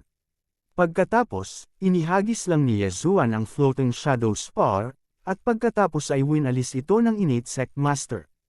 Oo naman, bumulong ang sect master ng Xiantian sect, pagkatapos ay sumilip sa harap ni Yezuan at nagtanong, "Kilala mo ba itong umakyat na batang babae?" Ang nakababatang henerasyon ay hindi magkakilala. Ang nakababatang henerasyon ay dumaan sa araw na iyon at nakita ang eksenang ito, sagot ni Yezuan. Pero nakikita ko na parang kausap ka niya. Tanong muli ng sect master ng Xiantian sect. Oo, humihingi siya ng tulong sa akin, ngunit ang nakababatang henerasyon ay mahina at walang magawa. Umiling si Yezuan at sinabi. Ang likas na sect master ay tahimik. Sa parehong araw, nakita rin niya ang gintong liwanag na ito, ngunit ang ginintoang liwanag na ito ay nabasag mula sa ika-7 layer ng langit, direktang tumagos sa ika-6 na layer ng langit, at pagkatapos ay kinuha ang isang tao. Kaya, gusto niyang mag-imbestiga. Gayunpaman, wala siyang makitang anumang pahiwatig. Nako, masyado akong nag-iisip, napakalayo pa ng 7th heaven sa atin. Ang sect master ng Xiantian sect ay umiling, at pagkatapos ay binato si Yezuan, at sinabing, "Sa tingin ko kaya mong labanan ang pamimilit ko, ngunit talento ka rin. Mula ngayon, maaari kang magsanay sa ilalim ng aking sekta." Kinuha ni Yezuan ang bato at tiningnan ito, at hindi napigil ang huminga. Walang hanggan, Destiny Stone. Kabanata 2059 na walang kamatayan Tinder. Salamat Sect Master. Nagmamadaling nagpasalamat si Yezuan. Pagkatapos, sunod-sunod na pinabalik ng mga master ng Shanshanman ang mga taong ito. Siyempre, ang karamihan sa mga tao ay handang manatili sa Shanshanman. Kung mayroong pinakamataas na puwersa ng Fifth Heaven, at itong Siantian sect na pipiliin ng lahat, naniniwala ako na maraming tao ang pipiliing manatili sa Siantian sect. Dahil, kahit na ang Shantianman ay nasa ilalim na puwersa lamang ng ika-6 na layer, ang background ay hindi maihahambing sa mga nangungunang puwersa ng ika-5 layer. Sa ika-6 na layer, ang mga pagkakataon ay mas mataas kaysa sa ika-5 layer. Katulad nitong Siantian sect, bagamat hindi ko alam kung anong klaseng powerhouse ang sect master, ito ay nasa level man lang ng Eternal Monarch. Sa Fifth Heaven, iilan lamang ang Eternal Monarchs, at bawat isa ay namamahala sa isang lugar, at walang gaanong puwang para sa pagpapabuti. Pagkatapos, si Yezuan ay dinala sa Siantian sect ng isang master ng walang hanggang emperador ng Siantian sect. Ang kwalipikasyon ni Yezuan ay sapat lamang upang maging isang panlabas na disipulo. Matapos ang lahat ng mga pagsasaayos, itinuon ni Yezuan ang kanyang atensyon sa bato ng walang hanggang tadhana. Hindi niya alam kung ilang hakbang ang naunang Eternal Destiny Stone, sobra kasi, kaya hindi na ito malunok. Gayunpaman, naramdaman niya na ang Eternal Destiny Stone na ito ay mas mababa kaysa doon. Lunok. Sinubukan ito ni Yezuan nang walang sinasabi. Ding, nilamon ng host ang isang walang hanggang bato ng tadhana. Ding, ang host ay nakagawa ng isang pambihirang tagumpay, at kasalukuyang ika-7 ranggo na emperador. Nag-prompt ang system. Ang ika-7 ranggo na emperador ay nalampasan na ni Zifeng. Sa pagkakataong ito ay talagang hindi naging walang kabuluhan, at ito ay talagang nagtaas ng 3 kaharian ng sabay-sabay. Gayunpaman, sa pagpapabuti ng kanyang kaharian, ang mga itim na gintong bato ay walang silbi, ngunit ang pinakamahusay na mga itim na gintong bato ay may ilang gamit pa rin. Susunod, kailangan niyang magsimulang magplano ng bagong ruta. Ang pangunahing layunin, pambihirang tagumpay. Sa pamamagitan lamang ng paglusot ay mahahanap natin si Luoluo sa lalong madaling panahon, at pagkatapos ay bugbugin ang misteryosong taong kukuha kay Luoluo. Kung gusto mong pagbutihin ang iyong paglilinang, ito ay simple, ituloy mo lang ang pag-agaw. Gayunpaman, naramdaman ni Yezuan na hindi gagana ang pamamaraang ito, kaya pinag-isipan niya ito. Sa oras na ito, napadaan siya sa experience hall ng Shantianman, at maraming gawain dito. Pumasok siya at tumingin, at talagang nakakita siya ng angkop na gawain para sa kanya. Ang gawain ito ay pumatay ng walang hanggang emperador level na banal na hayop at ibalik ang bangkay nito. Ang dahilan kung bakit ang gawain ito ay nakakuha ng atensyon ni Yezuan ay dahil ang banal na hayop na ito ay tinawag na Undead Phoenix. Ang Undead Fire sa loob ng Undead Phoenix ay isang pangangailangan upang buksan ang Undead Swordsman. At hanggat buhayin ni Yezuan ang Undead Sword Servant, kung gayon siya mismo ay may kakayahang ipanganak muli mula sa abo. Eternal Emperor level, walang kwenta. Tumaas ang kilay ni Yezuan. Sa nakaraang labanan sa Chanu City, naka-recover na ang kanyang Divine Sword Art, kaya magagamit pa rin niya ito minsan. Bilang karagdagan sa kanyang kasalukuyang estado, dapat niyang mapatay ang isang undead na phoenix sa antas ng isang walang hanggang emperador. Sa ngayon, kalalabas lang niya sa Siantian Gate at tumangay patungo sa Undying Flame Mountain. Makalipas ang ilang araw, dumating siya sa Undying Flame Mountain. Ang temperatura dito ay nakakatakot na mataas, dahil ito ang mga undead na apoy na iniwan ng Undead Phoenix. Ang apoy na ito, kahit na walang nasusunog, ay maaaring magpatuloy magpakailanman. Ang Undead Flaming Mountain na ito ay sikat na sikat din sa lugar na ito. Para sa mga pumasok, kakaunti ang maaaring lumabas ng buhay.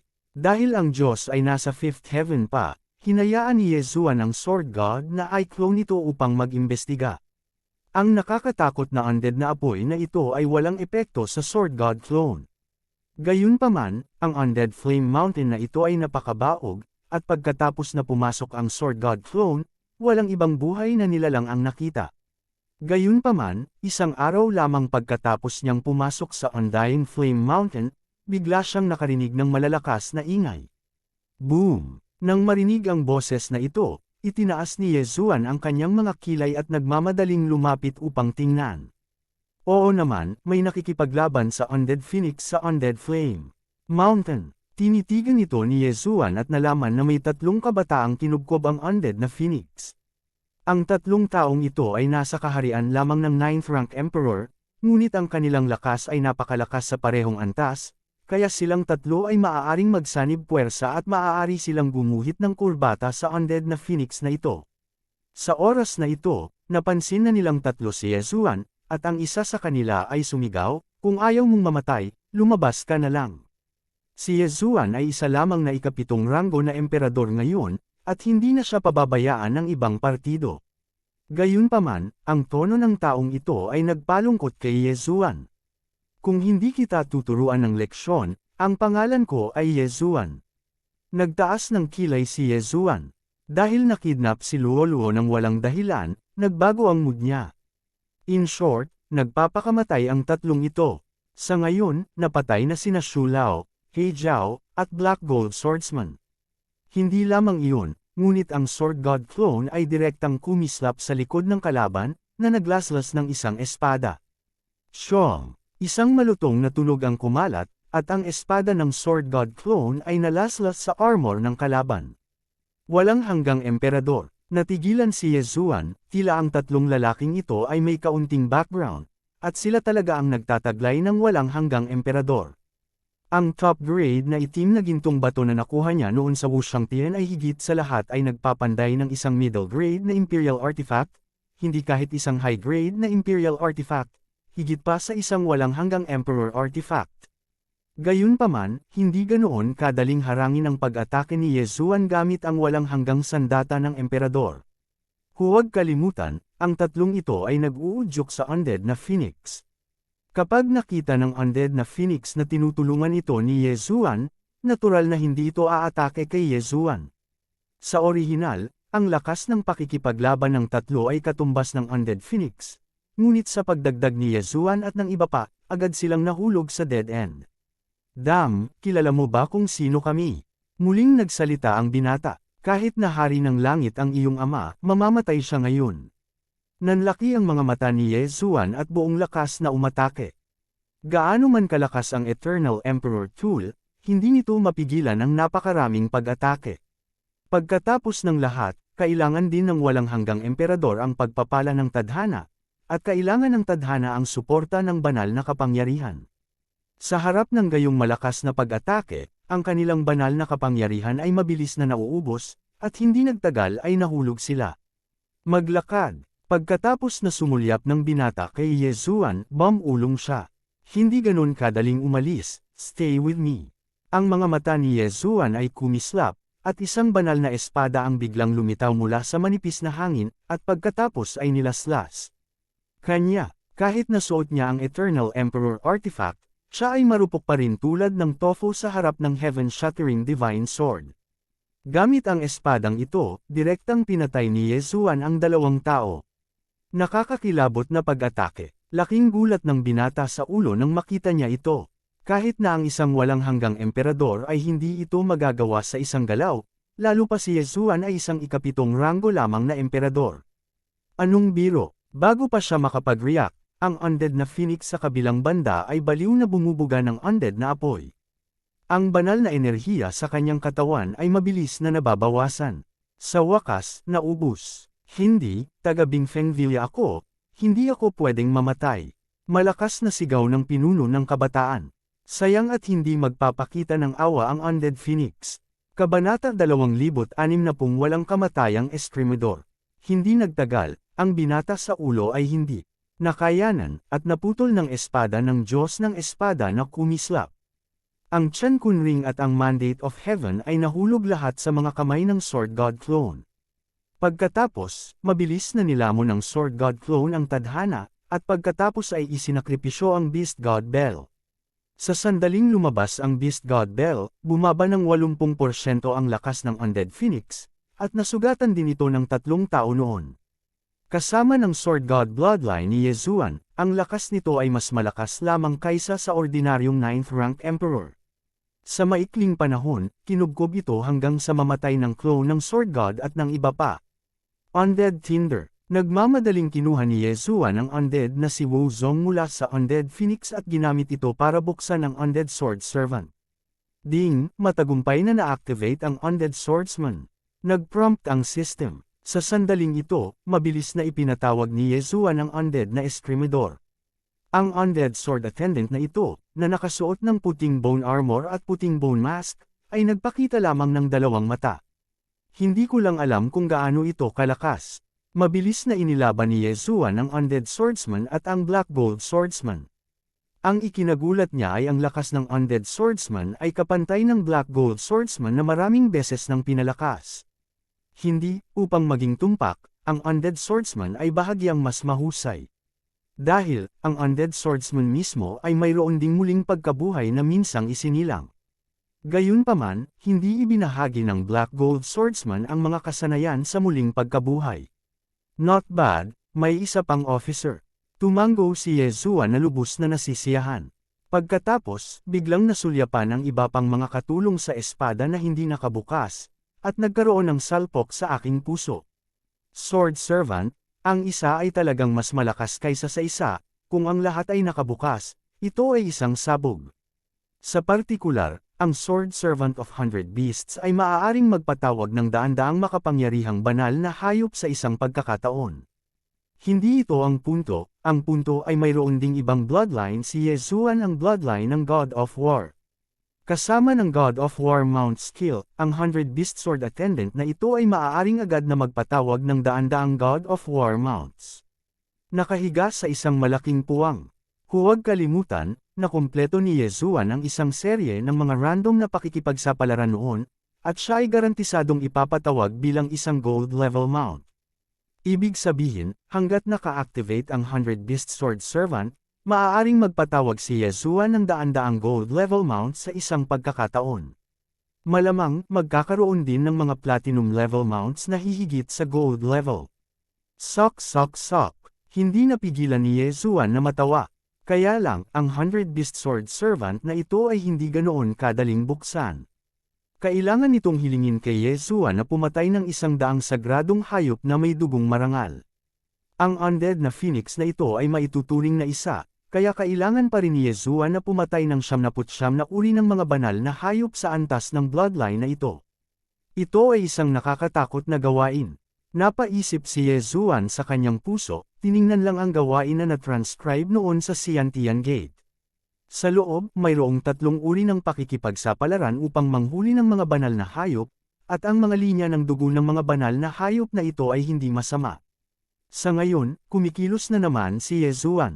Gayunpaman, ang hindi niya alam ay may mga espesyal na magic weapon ang 3 kabataang napatay niya na maaaring mag-record ng mga larawang nakita nila bago sila namatay. Sa makatuwid, ang eksena ng pambobomba at pagpatay sa kanila ni Fang kay Yeshua ay naibalik na sa kanilang pamilya. Sa oras na ito, sa isang lugar sa ika-6 na langit, isang innate sect lang ang nang-ahas na patayin ang Bingfeng Villa ko, nanliligaw kay kamatayan. Galit na galit ang matataas na opisyal ng Bingfeng Villa, at ipinadala nila ang kanilang mga eksperto upang sumugod sa Shanchanman. Tuldok. Si Yeshua, na hindi nakakaalam tungkol dito, ay papunta pa rin. Di nagtagal, natagpuan niya ang pangalawang banal na hayop, pinigilan ito ng kampana ng Diyos ng hayop, at pagkatapos ay pinatay ito. Daan-daang bloodline, 2 ang nakuha. Pagkatapos ay tumuloy na naman siya. Matapos ang mahigit 10 araw, katatapos lang niya ng lahat ng gawain. Pagkatapos, naghahanda na siyang umalis sa langit at bumalik sa Siantian Gate. Pagkatapos ng lahat, mayroon pa rin siyang mga gantimpala para sa mga gawaing ito. Ngunit, nang bumalik si Yeshua sa Shanchanman, nalaman niyang gulo na ito. May mga bangkay sa lahat ng dako, mga ilog ng dugo. Anong nangyari? Nagtaas ng kilay si Yeshua. Gaano katagal pagkatapos niyang umalis, ang Siantian sect na ito ay nawasak, ito ay masyadong masama, tama ba? Nakaramdam ng kakaiba. Inilagay niya ang lahat ng mga bangkay at hinanap ang kaluluwa. Ang paghahanap na ito ay nagpaunawa sa kanya kung sino ang mamamatay tao. Pinatay ng mga tao ng Bingfeng Villa ang buong Siantian sect. Biglang naalala ni Yeshua na noong siya ay nasa Undying Flame Mountain, ang binata sa ulo ay nag-claim na mula sa Bingfeng Villa. Ngayon tila hindi siya mahanap ng Bingfeng Villa na ito, at pagkatapos ay pinatay si Shanchanman. Sa madaling salita, ang pinagmulan ng lahat ng ito ay siya, at siya ang nanakit sa innate sect. You can rest in peace for the time being. Kapag malakas na ako, bubuhayin kita. Inalis ni Yezuan ang mga katawan ng lahat sa Xiantian sect at iningatan sila ng maayos. Hanggat ang kanyang lakas ay lumalaki sa hinaharap, ang muling pagbuhay sa mga taong ito ay talagang madali. Ngunit sa ngayon, may isa pang dapat gawin, at iyon ay ang sirain ang Bingfeng Villa.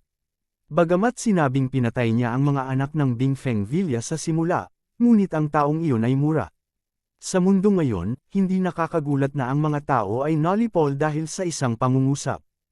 At ito ay nasa ika-6 na langit pa, halatang mas malupit pa. Sa sandaling ito, si Yezuan ay tumangay sa isang direksyon. Ang may-ari ng Bingfeng Villa ay isang pangatlong baitang walang hanggang emperador, 5 kaharian na mas mataas kaysa kay Yezuan, kaya ang kahirapan ay hindi masyadong mataas. Makalipas ang mga 7 araw, dumating siya sa labas ng Bingfeng Villa.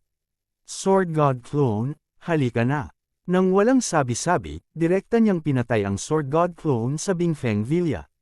Kung makakita ka ng tao, patayin mo. Ang sinumang umabot sa antas ng isang emperador ay mamamatay. Biglang nagkaroon ng madugong bagyo sa labas ng Bingfeng Villa. Hifang Rat, maglakas loob na maging mapangahas sa aking Bingfeng Villa, nanliligaw sa kamatayan. Maraming tao ang sumugod palabas ng Bingfeng Villa, lahat sila ay nasa antas ng Eternal Monarch, ngunit sila ay mga first-rank Eternal Monarchs lamang. Kaagad, ang panig ni Yezuan ay nakikipaglaban sa mga master ng Bingfeng Villa. Sa pagkakataong ito, dumating si Yezuan na may ideya na sirain ang Bingfeng Villa, kaya hindi siya magpapakita ng awa. Hinarang ng Sword God Clone, Undead Sword Servant, at Black Gold Sword Servant ang mga walang hanggang emperador ng Bingfeng Villa. Para naman kay Shu Lao at He Jiao, ito ay para linisin ang iba. God of War Mount. Upang mapahusay ang kahusayan, direktang ginamit ng Sword God Clone ang ultimate move, at direktang nagpatawag ng Gold Level Mount. Sa pagkakataong ito na ang Golden Demon. Boom! Isa itong behemoth na may taas na 100,000 metro, at kaya nitong Year-Okan ang. Maraming tao hanggang mamatay sa isang paa lamang. Lumutang ang mga grupo ng tadhana mula sa mga katawan ng mga patay, at pagkatapos ay nilamon ng matandang puno at ng itim na sungay. Pagkatapos, ang mga tadhanang ito ay nilamon ni Yezuan. Kahit na ang kaharian ay hindi bumuti, ang antas ng kapalaran ni Yezuan ay patuloy na bumubuti, kaya ang kanyang lakas ay tumataas din. Sa sandaling ito, ang Sword God Clone ay biglang nagpakita ng isang whole card na hindi pa nagagamit noon. God of War Realm. Sa sandaling lumabas ang kasanayang ito, sa isang iglap, nagyelo ang buong mundo. Sa oras na ito, ang tanging makakagalaw ay si Yezuan, at may isa pang first-rank Eternal Monarch. Ang hakbang na ito ay nasa bloodline ng God of War, at maaari nitong pilitin ang isang tunggalian sa kalaban.